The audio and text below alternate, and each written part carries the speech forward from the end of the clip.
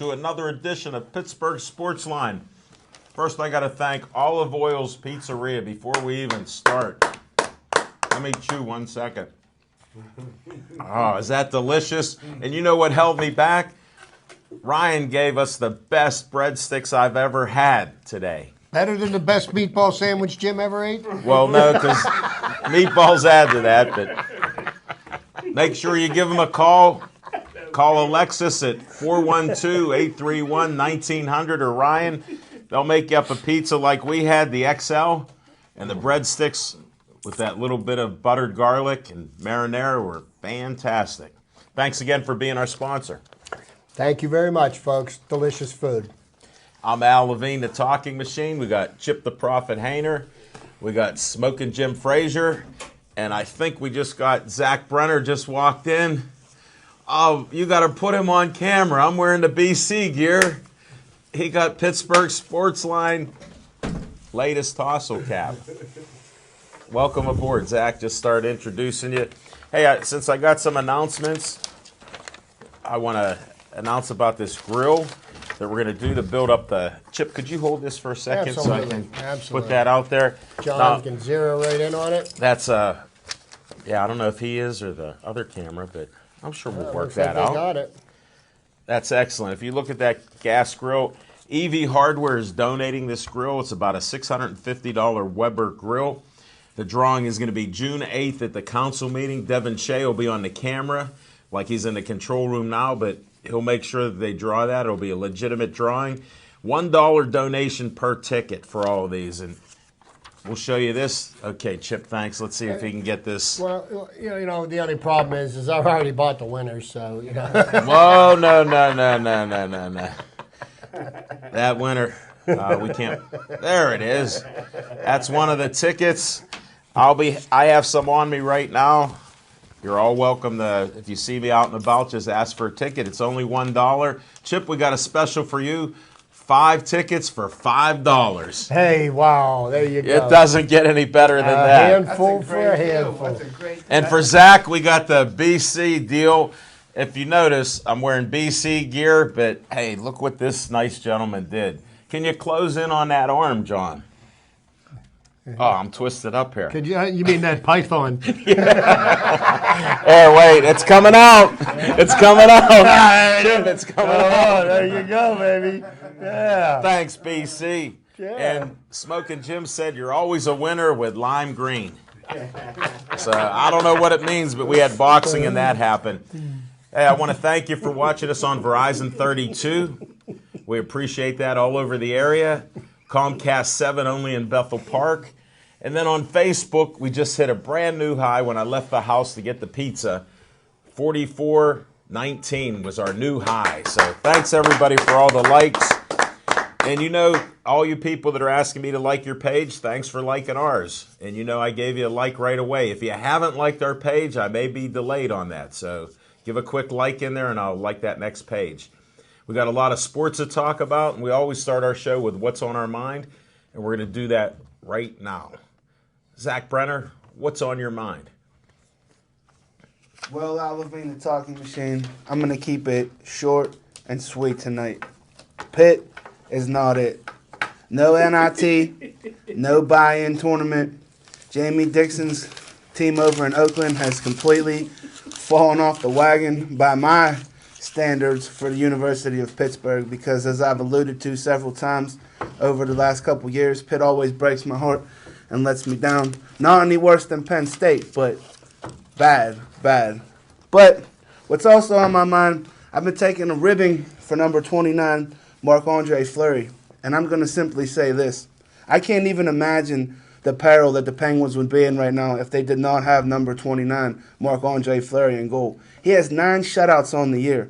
Now, some will argue and say, hey, I'd rather just, get through the regular season and have him stand on his head in the playoffs. Well, let me give you a fun fact here, because nobody wants to talk about when the napkin Russian, oh, that's Malkin, or Sid the Kid Crosby go on these power outages where they couldn't buy a goal with the millions of dollars that they have. Nobody wants to talk about that. It's always easy to pick on the goalie who isn't even in a position in his sport to score goals. There's only been a couple. Chip, do that for a trivia question. How many goalies have ever scored goals in an NHL regulation game? I'm sure it's only 5 that I could think of off the top of my head. But that's what's on my mind tonight, folks. Pitt's not it. Look forward to more coverage on the NCAA tournament that's coming up here for men's basketball. And enjoy your night and try to stay dry. I'm trying to get dry. And like this hat right here, folks, I can't tell you how much it is, but it's fantastic and it's available. I'll sell it to you right now off my head. It's still the same price it was before when we didn't know we weren't allowed to talk about them on TV. So it's like a baker's dozen. That's all I could say. -1. How's that, Zach? I like it. I like it. Thanks for wearing that hat. And, hey, we got you that special breadstick there. Look what that looks like. It's just for you. Oh, man. Where's I thought a it was piece of smoking pizza Jim. for him? I thought it was smoking Jim's. I was about to humbly eat that. That is yours. You can humbly eat it. All right, thank you. All right, Smoking Jim Frazier, what's on your mind? Thanks, Al Levine, the talking machine. And if you want the green, Coming at you. you got to see Levine. Hey, what's on my mind real quick is just want to talk about some of the moves that the black and gold Pittsburgh Steelers are making that I don't necessarily agree with. We talked about some of it yesterday where I believe that the best players should play. And Troy Palamoulou is still the team's best safety, and I don't understand why they're trying to get rid of him. Brett Kiesel is the third best defensive end on the football team. He's better than Cam Thomas, and he's still on the football, and Cam Thomas is still on the team. These are two outstanding leaders. James Harrison, best outside linebacker on the team. He's unsigned. They're trying not to bring him back. Ike Taylor. I know I may take a little heat about this, but he's still the fastest cornerback at a 4.3, 840, tallest at a 6'1", and he's no longer a shutdown corner. He can't cover the team's top receivers anymore, but he still be a value in the nickel and dime packages. Now, you got 4 players right there off of your defense. You only get 7 drafts in the NFL draft. And it looks like now they're going to probably waste 4 valuable draft picks trying to replace these guys that are still NFL quality players. And that's what's on my mind. Thanks, Smoking Jim. I like it. But one question I have is, with Ike Taylor, I seem to recall he's been in the league for a while, and that 4.38, that's suspect in my mind. Well, he was when did he do that? He was 4.26 when he came in the league. Okay, but what did he just do the 4.38? What year? I'm estimating. That he can Okay. still do And, that. and, I'm just trying to tunnel down a little and bit. I don't think Speed. one's hands could fall off any more than his hands have already fell off. How's he They're almost estimating? super glued to his body. Well, we're not here to pick Smoking Jim's thing apart, because I actually have my segment. We'll talk about that, because I'm tired of a lot of crying in the neighborhood. But that's another story. Chip, what's on your mind? Thank you, Alan. And just to speak to my good friend Jim's opinion about the Steelers, well, one thing they won't be drafting this year will be another quarterback. Hey, you never know. You never know. But, we want to know what's on my mind is, once again, an iconic coach is taking a hit and, and made a complete mockery of the sport that he's coaching. And I'm speaking of Jim Boeheim from Syracuse. Last Friday it was announced that after an 8-year investigation, that they determined that he was guilty of multiple infractions, including sidestepping the drug program, students getting paid, just a lot of different things. And basically what it boiled down to and what the NCAA's investigation revealed was that he was the source of all of the infractions, okay? So this is what gets me, but, they're taking 108 wins away from him, and, that is a real deterrent to this kind of behavior, okay? Now, they took 112 or 113 wins away from Penn State, and they gave them back 3 years later. Whoop-de-doo, who cares? They take 108 wins away from Syracuse. Okay, so now he doesn't have 966 wins. He's got what? 858. 858. Okay, great. Okay, so you're going to slap him on the wrist by taking 108 wins away from the university. How about let's try something like, why don't we fire him? He cheated. I mean, why? How is this guy even having a job? Come on, you're gonna suspend him for 9 games in the ACC next year, in the ACA league games. Big deal. I mean, the guy blatantly violated the rules and did it consistently over the year, and he's arrogant about it. But this is the kind of environment that we have in college sports and even in professional sports, because you're seeing it all over the place. But, right now, 2 other iconic coaches are under investigation, okay? Roy Williams in North Carolina. There's academic scandal going on there about players not taking the classes that they signed up for. Yay! With student assistants taking their tests and turning in their classwork. And then, of course, you've got the almighty Mike Krzyzewski in Duke. Now, he had a player that was involved in alleged sexual misbehavior. Okay, well, they found out about this last March or April. Well, he promptly kicked him off the team in January after he's already paid half a season. And, how is it that, there's even an inference that there was some kind of misbehavior going on and some kind of sanctions or something isn't being done with these coaches. This kind of behavior will continue to go on because the NCAA will let it, because these guys are good for the game. They're the ones that put the, Jim Boeheim put Syracuse on the map. Mike Krzyzewski put Duke on the map. I think when these things happen, and I know Zach will argue with me on this, but when somebody was accused of abusing his girlfriend in NASCAR, what'd they do? They suspended him indefinitely, whether there was proven or not, because it's bad for the sport. And having coaches that are cheating the sport, how are they helping the sport? I think it's time to drop the hammer on these people. Let's get them out of the sport completely. If you want to clean it up, do it and do it right. But that's what's on my mind. Holy smokes. If we did it right, Olivine, we wouldn't have any coaches, we wouldn't have any players, referees, officials, anybody. Maybe the whole country was built on the whole country was built on crookedness, Levine. Wouldn't you agree, CBA? Not in the CBAs, but they're all cheating because you said that's what's ingrained in our society. The problem is, Chip's right in what he's saying, that it's a good old boys and girls network. It's not going to change. No, when the NCAA guys in charge in his school had domestic violence and rapes and everything else that were hidden, like I said a couple years ago, it's not going to happen. So you can keep railing about it, and that's for good TV. We don't mind. The hidden vigor. The hidden vigorish. That's what I think that's in your book. But that's in your bookmaking skills. And we don't condone betting. It's a family show. Well, we covered a lot of stuff, and I got to go back to the Steelers. Now, we just had a little discussion before the show started, and I said I never recognized the Steelers as a team that I wanted to follow until after 1969 and Joe Green, because he showed passion. Before that, they were the same old Steelers all the time. They played a nice game because they fought and won the fights, and they were tough guys, blue-collar guys. Games. They won the fights but lost the games. Right, and it didn't matter because coaches come in, they were friends, and then we had a new era. And part of that is when Chuck Noll come here, he did turn the team around. And like all good coaches do and all good people do, they fall in love with the people that got them there.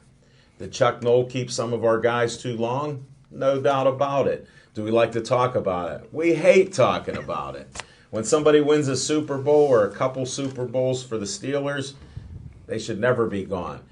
We got linebackers out of here for years, and we brought new linebackers in, and they were on championship teams and played well.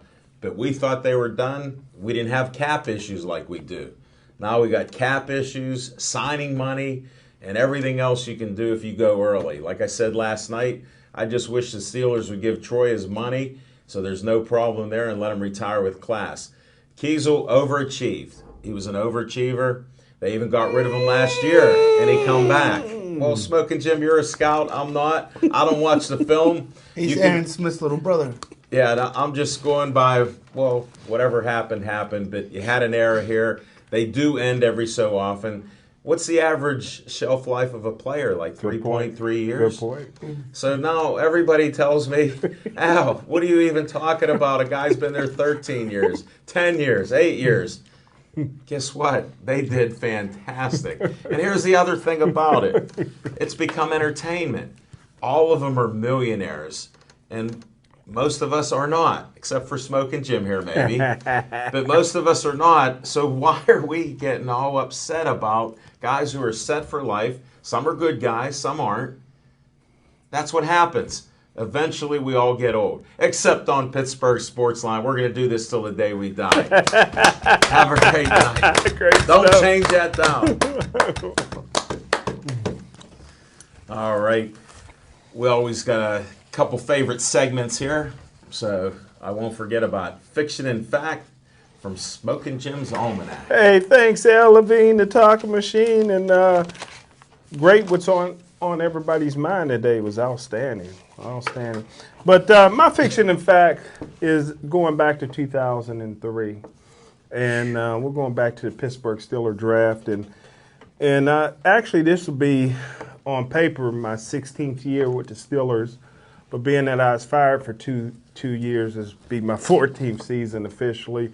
In 2000 was the first year the Steelers brought me in. And when they drafted a defensive end from Duke named Chris Combs, I had the right to remain silent, but I didn't have the ability.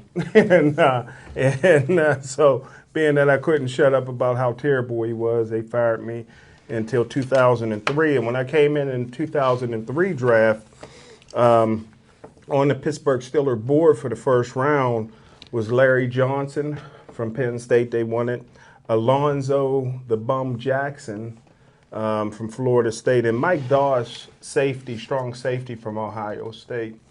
And as the draft was going, a long-haired guy from USC was falling down the draft board unexpectedly, and that was Troy Palamoulou. So the Pittsburgh Steelers decided to couple a third-round draft pick and see if they could move up in the draft and get Troy, and they got Troy. And at that time, this is 2003, Little Z, this is before really cell phones, call waiting, caller ID. So in your neighborhood? And down there, you figure it was 11 years ago, man. There was still a lot of old school stuff, man. And or 13 years ago, whatever it was. Somewhere around. Been a few. 12. Been a few. 12 Yeah, maybe. 12, You can pick a number. Folks, he is not a mathematician. That's true. He's a writer, okay? Let's make it clear. He's a writer. So the funny part is nobody really knows me down there at that particular time, and so the Pittsburgh Steelers was beginning to panic because they couldn't get Troy on the phone. Kept ringing busy, and it's because I was on the phone with Troy, and I called Troy, and I didn't identify myself as a Pittsburgh Steeler affiliated, and so I says, "Can I speak to Troy?" And they says, the lady says, "He can't come to the phone right now. He's dancing." And very religious guy. He was doing a Polynesian dance, a religious dance. I was like, well, this is Smoking Jim from the Pittsburgh Steelers. So I get on the phone with Troy, and we must have talked for 20-some minutes.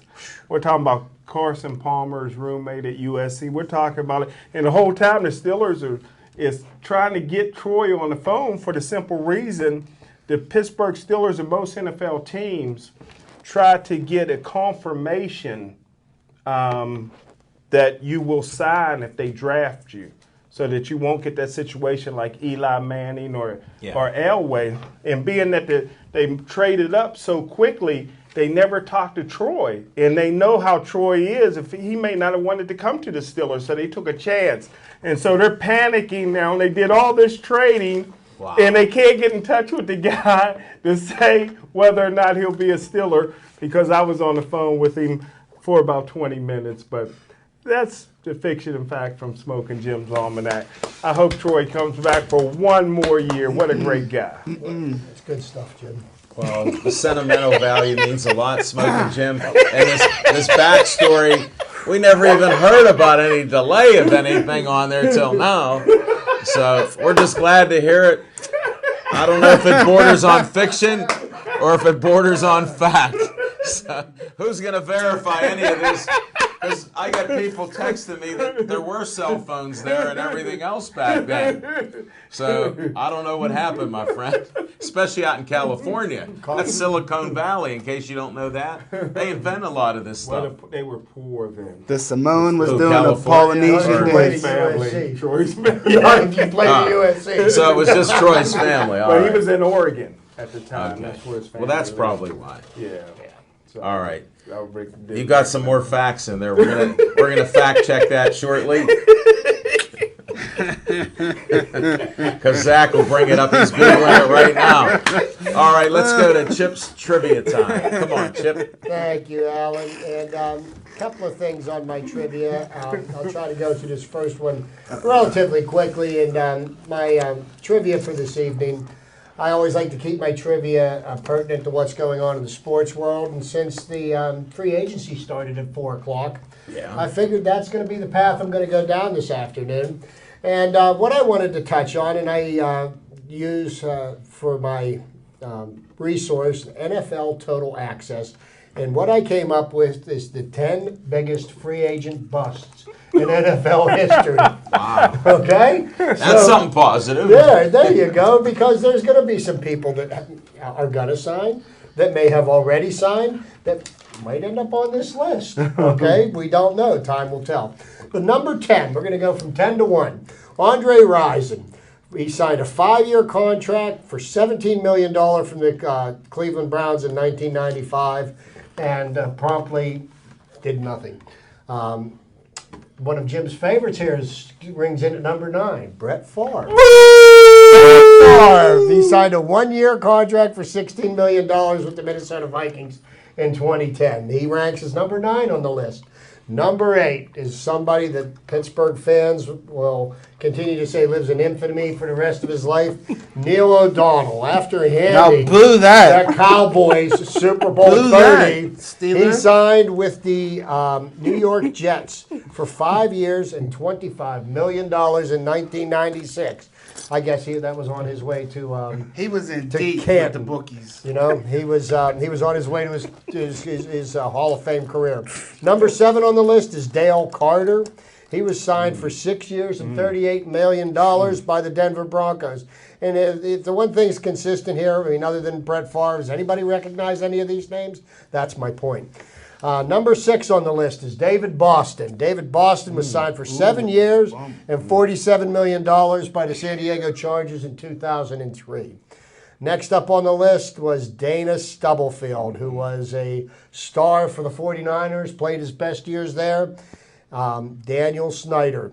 He is probably the most inept owner in the NFL, and I think Jerry Jones even takes a backseat to him. He signed Dana Stubblefield for 6 years and $36 million in 1998. That didn't work out so well for him. So what he did was he waited a few more years and he decided to sign another nobody named Adam Archuleta, who was a cornerback for the Arizona Cardinals. Signed him for 6 years and $30 million in 2006, and he went absolutely nowhere. Number 3 on the list, Sean Gilbert. Wow. He signed a 7-year, $46 million contract with the Carolina Panthers in 1998. He laughed all the way to the bank. Number 2, Javon Walker.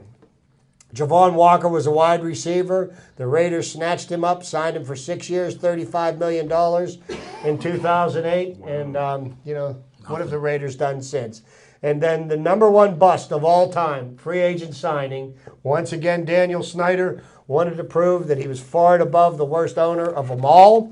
Signed Albert Hainsworth for 7 years and $100 million in 2009. So Daniel Snyder certainly does like to give his money away, and I'm wondering who he's going to sign this year. But my one last little piece of trivia, it's funny that Zach mentioned something about Marc-Andre Fleury. And this is not a criticism of him, But the Penguins over the last number of years have always been consistently one of the highest scoring teams in the NHL, and actually in the last 5 years spent 2 of those years as the highest scoring team in the NHL. And subsequently, they were early exits from the playoffs. They haven't been back to the Stanley Cup Finals in 2009. Just to give you some interesting statistics here about what it takes to win a Stanley Cup. Okay, now what you're going against is, and this is a testament to the defense the team plays, because we all know, right? Or Wayne Defense Gretzky. wins championships, okay? So the defense is not just the goaltender, it's the defensive system, it's the players that they've got in it. So in 2010, Chicago won the Stanley Cup. They had a goals against average of 2.48. They were tied for 5th in the league. 2011, Boston won the Cup. They were a 2.3 goals against. They were number 2 in the league. 2012, LA won 2.07. They were number 2 in the league. Chicago once again wins the Cup in 2013. Their goals against was 2.02, number 1 in the league. The LA Kings won last year. Their goals against was 2.05. So this year, with the new head coach, new general manager, and a complete remake of the team, the Penguins now sit at a 2.38 goals against average, which puts them 4th in the league. And I think that simple statistic right there speaks more to the Penguins' chances of making a longer run in the playoffs this year than anything else. And I think they've done a great job at rebuilding this team. That's my trivia for you this week. There we go. We can touch on some Penguins a little later if we have time there, I'm sure. Thanks, Chip. See, Zach, I didn't even criticize the flower. And there's He's not- part of the defense. There's not Yeah. much to criticize right No, now. he He is, is and the he- most steadiest man on the wheel right now that you could ask for. He will in be the team's organization. MVP this year, without question. I sure hope so. And Got now my we're good. vote. Did you even see him play this year? We had the TV on and you didn't know he was in goal. Thanks, Jim. Smoking Jim wouldn't know what he looked like if he walked up to him and said hi. Jim doesn't let the flags cloud his vision. Never. Not an opinion either. So we all do a lot of that. All right, let's have a little Z time here. Well, in Z time, I'm not going to rehash on the incident with Troy Palamoulou on the phone. I can neither confirm nor deny. This is something that will go down in infamy between Jim Frazier and the great Troy Palamoulou, but I will urge you, Troy, to just retire. The scout, man, some of his better days are behind him. You saw the condition of Ali. I'm saying Smoking Jim Frazier is in better condition than Ali right now, but let's not let that cloud our judgment. Troy Palamoulou is done for a defense that's going to come in young and with a new leader at the helm, with a new coordinator. Troy Palamoulou, they're not going to have the luxury to allow him to run around all over the place. This defense is going to need a lot of discipline. Troy Palamoulou is not able to cover anymore in his natural position without running around and trying to do all kinds of crazy stuff. He gets burned about as bad as like Taylor does. So, hey, listen, let's let bygones be bygones. I love you, Troy. You're a great human being. You're a great person. You're with the. I would wish every organization had a 55 of Troy Palamoulou on every of all 32 teams, but it doesn't pan out that way, buddy. You did great. Let's give him his money, Steelers, and let's let him send him on his way. If you want to go down and hook up in Tennessee and reunite with Dick LeBeau, hey, by all means, you're not going to win down there, so just save your body, and do it. You've made enough money over your career. I also want to give a shout-out to Lamar Woodley, who somehow got signed by Bruce the Genius out in Arizona. Pittsburgh West strikes again. And Another Super Bowl. it's just been an unbelievable opening. Today was the opening of the official NFL calendar for 2015, and it's got off to a bang. I don't know what's going on with Chip Kelly over there in the Eagle Land, but they sent Nick Foles to the Rams for Sam Bradford. So I like it. that's a crazy. He's not a racist now. That's a crazy swap. I thought it was Riley Cooper, the wide receiver. No, they were talking about Chip Kelly's a racist. You must have missed that. He had Michael Vick back there running Is around. a nameless individual. I'm saying about rumors because for some reason he picks up on the rumors, and it is free agency day. As Chip mentioned, it started at 4 o'clock. Let It the did. fun begin. So let's break it down. Sue, the stomp leader of former Detroit Lions, got a huge contract by the Miami Dolphins, And here's my problem, Smoking Jim, with the league. What I have a problem with in the league is, and this might just be a criticism of America in general, but I have a huge problem with inflating the market and overpaying these guys. Because it frustrates me to no end because, it's hard with their first contract. Some of these guys like Shady McCoy, he should have probably got more money earlier because he was he blossomed so fast, But so now he goes to Buffalo, and for $50 million, 5 years or whatever, he got $10 million a year, whatever. He's not going to have the kind of success he had in Buffalo that he had with the Eagles. It's a whole different kind of system and scheme. Is that Shady? It must be.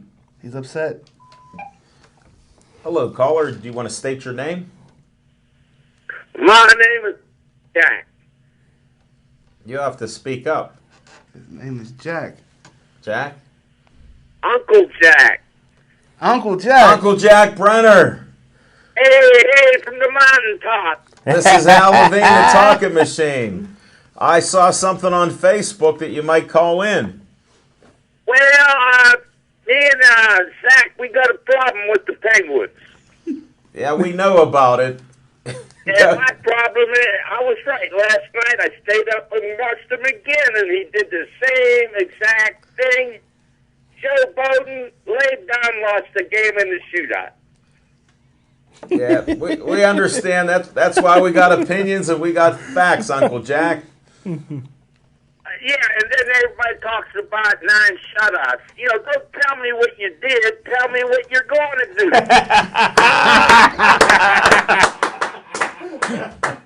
I'm glad you called from the mountains of Nemacolin here.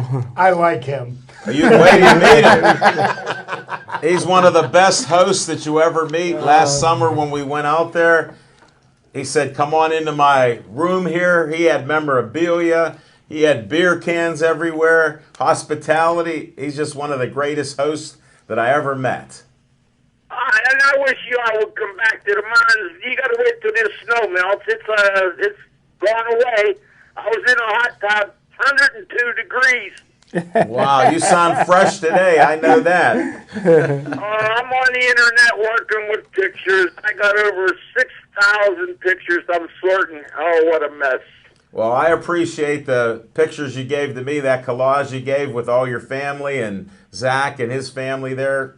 I still have that at home, so I appreciate that, Uncle Jack. Hey, you all come back now here. I know you're all tied up, and I'm going to let y'all go.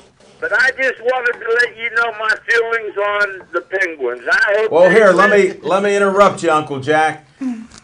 Even with Fleury like he is, like you and Addison hate him, we understand that, just to call it like it is. What do you think the Penguins are going to do in the playoffs where it's important?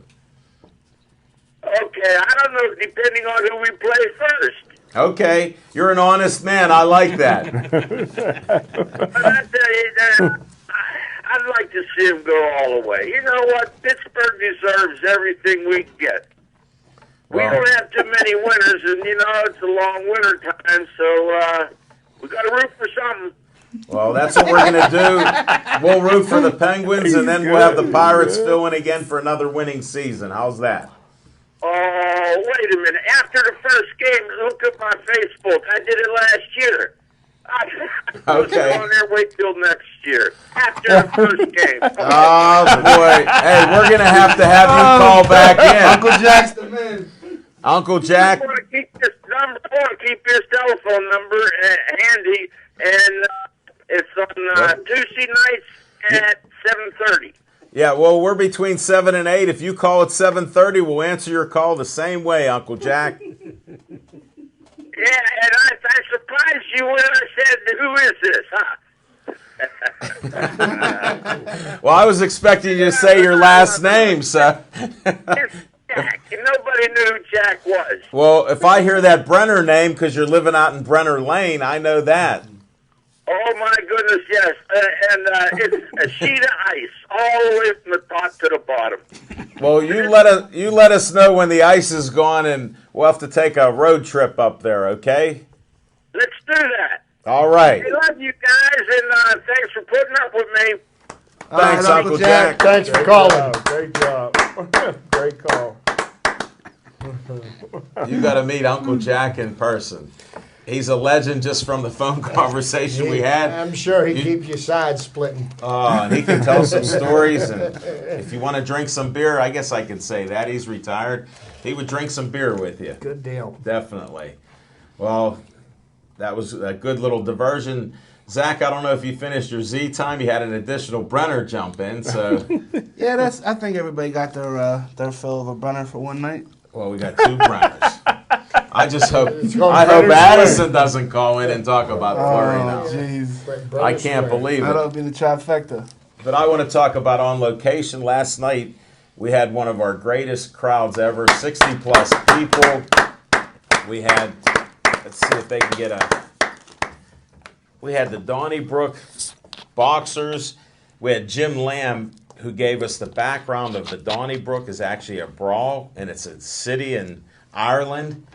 And they come up with all this stuff, and it's just great. That'll be on St. Patrick's Day. We had boxers, thanks to Rich Donnelly and Jack Mook for bringing the fighters. We actually had one of the fighters celebrate his birthday. Mm-hmm. Shout out again to Cameron Donnelly. It was his 15th birthday. We had little kids there. We had aunts, uncles, grandmas, grandpa. You name it, it was crowded. And not only that, I was honored to have Monique McCoy, the coach of Obama Academy, the Lady Eagles. They brought, I was going to show it tonight. They gave me an eagle and a swag towel. I got this towel. So she told me, don't worry, on Facebook, we'll send you here. You want to get that, John? It's just the logo here, you know. They know that. That's Pittsburgh Sportsline. But we had the team, almost all of the team was there. One senior was missing. There's only 2. They had 2 championships in a row. Legendary Dap Porter was there. Mm-hmm. The young coach Javon Anderson was there. Mm-hmm. The players are fantastic, from 5'3" up to about 6 foot tall or so. And they all got to say their name on air. First interviews for them. They're going to be back again. It was just a great crowd. Family and friends were there. It was just unbelievable. Then we had an athlete, this Andy Morgan, that Smoking Jim's business partner, Jody, was Slick Move Guy, said that you got to meet him. Well, he has a story that after 50 years old, he said, I got to do something. And I go, what'd you do? He goes, well, I had to lose weight. I was about 35 pounds overweight. Now he does all kind of extreme sports. He works out. He said his secret is he started walking a couple miles. Start walking 2 miles, do 3 miles. If you can do 3, do 4. Mm-hmm. Well, we had a little conversation. He was up to 10 miles. Then he went crazy with everything he does, from diving out of airplanes, rock climbing, kickboxing, competitive stuff. So anybody can do it. Now he's 55 years old or so, and he said that's what you do. So it was very inspiring to have him come on. And then we had one of our favorite guests who's going to West Point, Big E there from Central Catholic, offensive center. He's committing to West Point, and it's hard to get in there, like he described. So he now is a proud owner of the Slick Move Guide from Jody Velasquez. He has his own copy, so he'll know how to move into his new humble abode there at West Point. So congratulations to him. Had a lot of great stuff, a lot of great people there. And we're going to be next week, Smokehouse Bar and Grill for our first show. And that'll be next Monday. And we're also doing 2 shows in 1 week. We'll be there on Thursday at the Village Tavern in Trattoria. So check that out. We're going to have a show at 8 o'clock till 9. Jessica Lee has the dinner hour with her group, 6 to 8.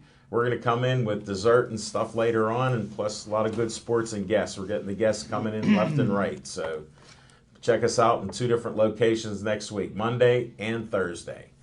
All right, now it's time to discuss some more points of sports with the last 20 minutes. You guys want to vote on what subject? We got 4 guys. I'm saying since my Uncle Jack called in. Well, we're going to vote, and then we'll get to. Can we get a few categories? I'll go Penguins. How about the high school basketball playoffs? State championships are going on.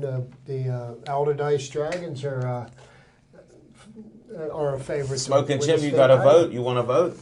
High school basketball sounds good. That wins it since I'm the tiebreaker, and all I would do is create a tie. Well, And we'll go back to Penguins after high school basketball. Well, the playoffs started last Saturday, and the Whitfield champ, Chartiers Valley, got knocked out on the last second shot by a young gentleman from Mount Lebanon who did the same thing to them 3 or 4 weeks earlier. Yeah. Beat them on the last second shot. Wasn't there some controversy in that game because McConnell went out to see his brother for senior recognition or something like that and was able to play in that No, game? he played. Did he? He played. He didn't Didn't have a they very good game. reschedule the game or He something probably had like his that? worst game of the season. I think they postponed the game. They wanted to change the game from Friday to Saturday or something like that, and they may have done it, but the dad wanted to go out and see his son play, and the dad coaches Chartiers Valley, TJ's dad, so Tim McConnell. but yeah, Matty Ice, who I call him, Matt McConnell. yeah, he's a special player and that averaged 30 points a game this year. Yeah, and he Pitt did. He had can shoot amazing- from the outside, and Pitt didn't recruit him. Did you announce the game, Smoking Jim? No, sir. I'm just checking. That- I don't know which ones you do. I believe Alderdice is playing tomorrow night up at North Wednesday, Allegheny. yeah. Yeah, who are they playing again? They're playing Mount Lebanon. And Mount Lebo is the team that knocked out Char Valley, so should be a good game. But Alderdice is those twins have been tearing it up this year. Yeah, they're a special team. I think they're the greatest City League team of all time. And if they're not this year, next year, they got everybody coming back. But there was almost a brawl at Obama School on Saturday morning. That's I where was you at that announced. game, and Alderdice is playing Fox Chapel, and they're getting into it the whole game. And the coaches from Fox Chapel, and they got a lot of football players that's playing. There's thugs out there for Fox Chapel, and they were very physical. What would you do as a coach? Huh? Would you do the same thing? Yeah. All Late in the game, what happened? There was 2 seconds to go in the game, and one of the twins, Jackson twins, James Jackson, the quarterback, he gets the ball and he goes up for a slam dunk, and player from Fox Chapel, while he's still in the air, pushes him, and he comes down. First thing that hits the court is his chest. Ouch. And so it was almost a brawl, and luckily it wasn't. And so after the game, I seen James Jackson with his arm wrapped up almost like he had a broken left wrist. So Not who to knows start if any he'll- rumors or anything. Yeah. We haven't heard anywhere else. Yeah. No verification on this. Don't fix it Zach- back. I'm sure, We're getting more fixing. I'm sure he'll be sitting up tomorrow night. Right? You know, I'm not going to lie to you folks. Sometimes keeping up with Smoking Jim is almost like keeping up with the Kardashians because it's almost like a 24/7, 365 operation to toe the line and keep him straight. I have several guys on the beat on top of several other people on the beat trying to keep all these stories and all this stuff on the right. So hopefully you appreciate all the hard work that goes into. Well, what about the other team that lost? They come out to see us, the Obama team, and Yeah, they got Obama. beat by Penn Hills, right? Well, broke my heart. Anytime Penn Hills wins, it wins, breaks yeah. your heart. But Penn Hills has 2 girls on their team. One's a sophomore named Isn't it an Desiree. all-girls team? It's all girls Okay. team, but 2 special girls Okay, well. on their team. They changed something And, again. Sorry about that, folks. One of the girls' name is Desiree Oliver. She's a sophomore point guard. Okay. Outstanding. Then they got a junior named Jade Eli, Wow. and she is like outstanding. And she's 6 foot, can do it, can do it all, and going to be recruited probably by everybody this side of Connecticut. Do you think next year. Susie McConnell will recruit them? Yeah, I think so. I think so. There's a Yeah, chance. both of them. But Obama's young. They got everybody coming back, and We saw that last night. Yeah, so it was a great game, but they allowed Penn Hills to get up on them a little bit too far. But it was great. It was over at Alderdice, and then afterwards, Alderdice boys played Ambridge. Whoa, what happened? And Ambridge beat them in the playoffs.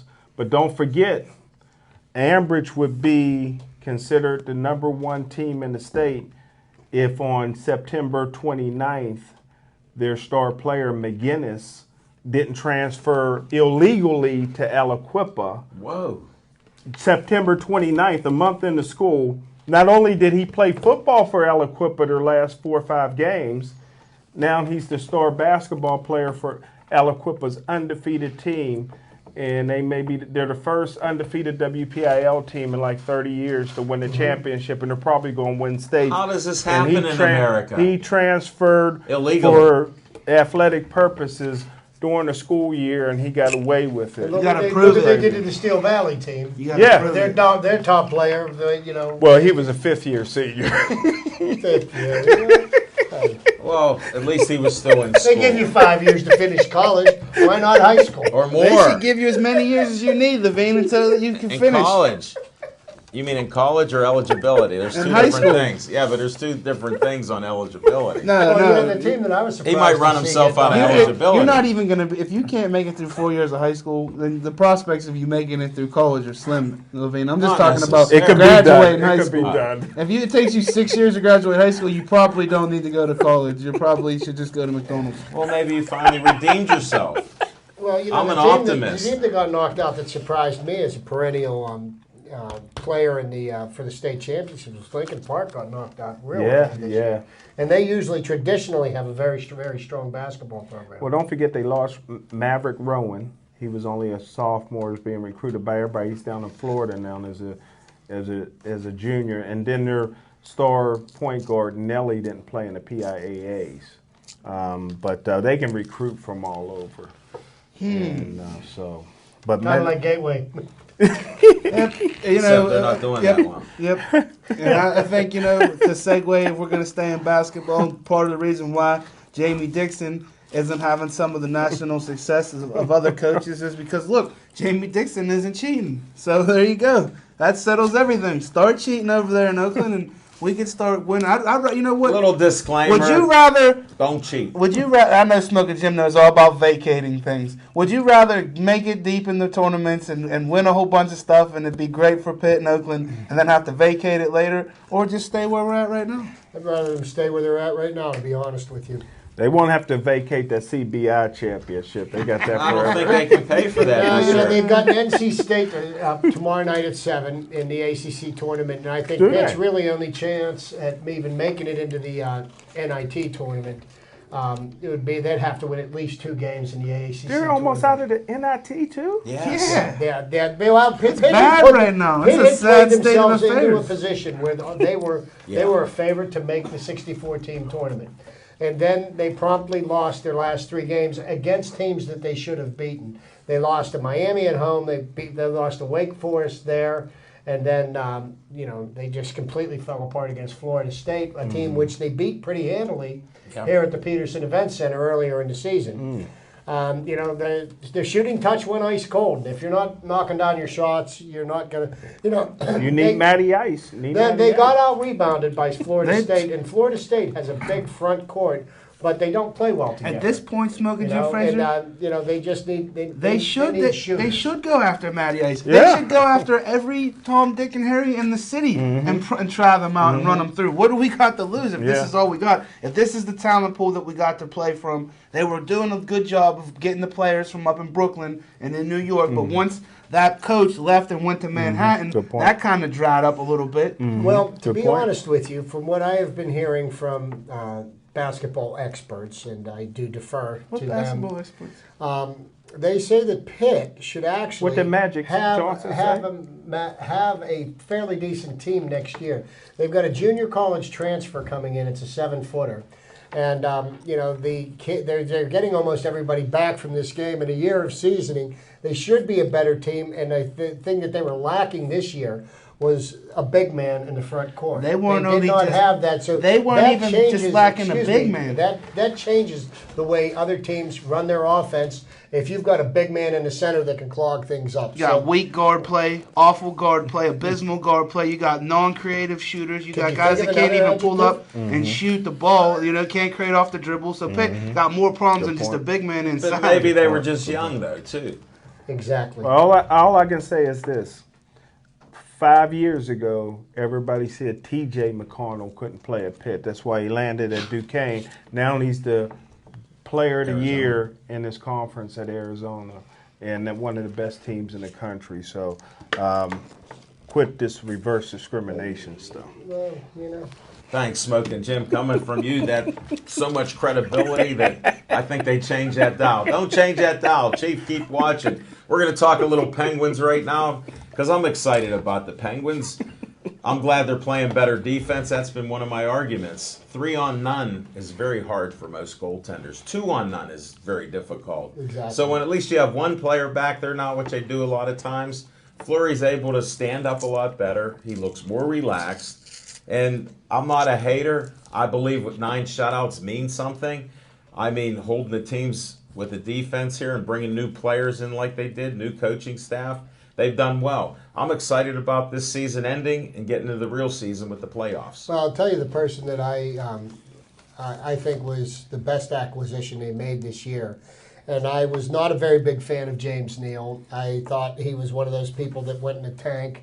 And and through that series against the Rangers last year, and wow. that's pretty strong terms, but that's the way I feel about it. Patrick Hornqvist has been playing. He's been a great compliment to Sidney Crosby because he's that big guy that's going to get in front of the net, and he's gonna shoot the puck. He's going to pick up loose pucks. He's actually outscored Crosby in goals this year. I think he and that other kid that they picked up from Edmonton, Perron. I think that was great to break up Crosby's line and put those two guys in with him because look what's happened to that line, and they put less skilled players on Malkin's line, which has actually improved his level of play. Plus his new stick. Plus he has to step it up because he doesn't have a 40-goal scorer on his wing like Neal once was. He isn't now, but he was once. Mm-hmm. No, I'm optimistic with them, and I like the changes there. Zach, what do you think there, buddy?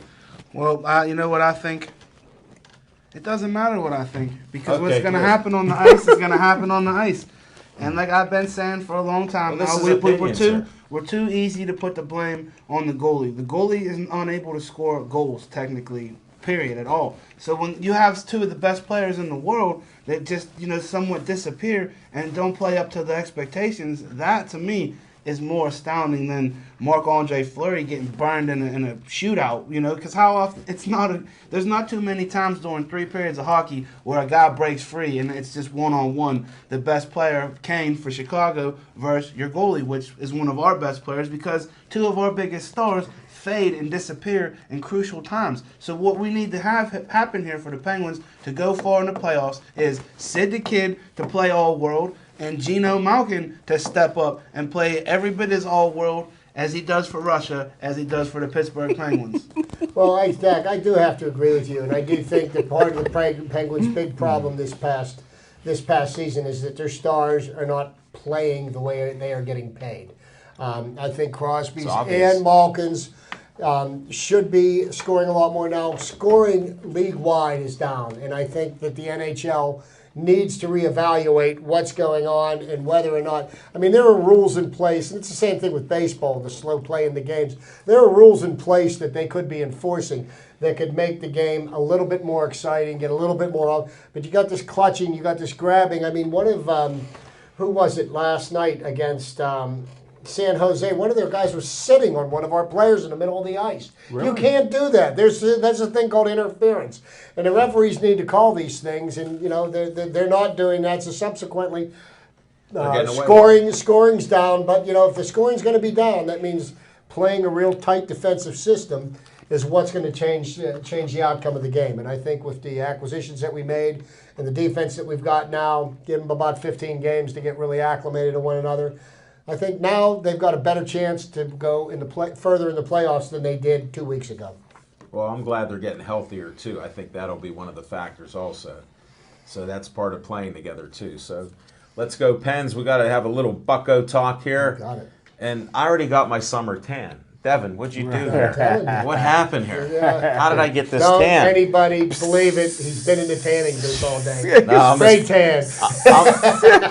I'm as pale as this towel. But I can't believe it. But after the first week of games being played with the Pirates, the Pirates pitching is doing very well. And I think, the big thing, the big takeaway from spring training is what you don't want to do is hurt yourself. You got to get yourself into a condition and into a position to make it through 162 games. El Toro. El Toro started out the season and he's 4 for 6. And his, Except for 6 one at bat. problem. He got a little elbow He got a discomfort. little elbow discomfort, but he's been playing, he's been working his butt off at first base. They say he's been taking a couple of hundred ground base. Jim. Well, Jim's an expert almost in everything, so you aren't going to argue. Why would you let facts get in the way of his opinion? But he's taking a couple hundred ground balls every day. He's fully committed to playing. They even showed on TV a few times the practice that he goes through. It's pretty intensive. Well, let me tell you something. The first swing of the bat he had this spring training, he hit one out to left center field, deepest part of the park with the wind blowing in. Those are good signs. So these are all really, really good signs for Pedro Alvarez. Kong has been playing very well. They're moving him around. He played yesterday at third base. I think he was playing shortstop today. Neal Walker sat down because he got hit by a pitch, and they're just going to give him a chance to What about rest Josh out. Harrison? I heard he's a little Josh iffy. Harrison rolled his ankle, and it's the same ankle that he had he injured 3 times last year. But he played yesterday, and they said that he was moving the balls hit to his left side without any hitch. There was no noticeable. But can he run the bases like he did last year? I don't Because even think- if you go against the rules like he did, you still are safe. But it's going to be real interesting, and it's going to be interesting watching how the pitching staff develops. You've got probably your first 4 starters will be Cole, Liriano, A.J. Burnett, and Charlie Morton. The 5th spot's going to be fought out between Vance Worley and Jeff Locke. And, it's kind of a nice problem to have, to have 6 good quality starting pitchers. And believe me, before the end of the season, they're all going to play a part in us winning the division title. Well, you always got to worry about those arms and all that stuff. Frankie looked good yesterday. Pirates had 10 hits. Today, that was. Oh, I'm sorry, today. Yes, sir. Lost a day already. Mm-hmm. That's why I don't get excited about the Grapefruit League, because what you see, they split teams in half. They play here. They're trying You're something playing with the against guy. They're double-A experimenting. guys, triple-A guys. Right, so you can't get all excited about that type of stuff, but it is fun to see certain players that you want to see succeed. Oh, yeah. Because we need them. And then listening to the reports back from the reporters, from the coaches, from the national baseball writers, everybody came into camp focused, ready to play, worked on improving their craft over the winter. People that needed to lose weight, lost weight. People that needed to put on weight, put on muscle to improve themselves. Polanco gained, what did he, 25 pounds? 20 pounds. He put on 20 pounds and put it on an all muscle because at the end of the year last year, because we brought him up too soon, like my friend Jim thought he should have been up sooner, but he fatigued at the end of the season. So what he did was we worked on his strength and conditioning over the winter, and he took the winter off from playing winter ball because he had been playing so much. He comes into the year fresh. I think he's going to be a real asset. I'm really looking forward to watching what Starling Marte does this year. I think this is the year that he becomes an all-star.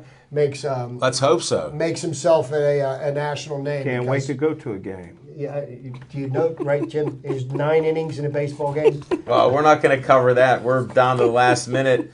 Any closing words there, Zach? Yeah, see you in Cheswick, PA on Saturday. Gladiators of the Cage. MMA. St. Patrick's Day Massacre is coming right up around the corner. All right. Look for some Sean Porter Showtime. Porter on NBC on the 13th. That's of boxing? March. That's boxing. And have a good night. Thanks, Zach. We're running out of time. Smoking Jim, what's going on? Any young guys out there want to get into broadcasting and interviewing, please tune in to yesterday's Pittsburgh Sportsline when it comes out, and check out Al Levine, the Talking Machine.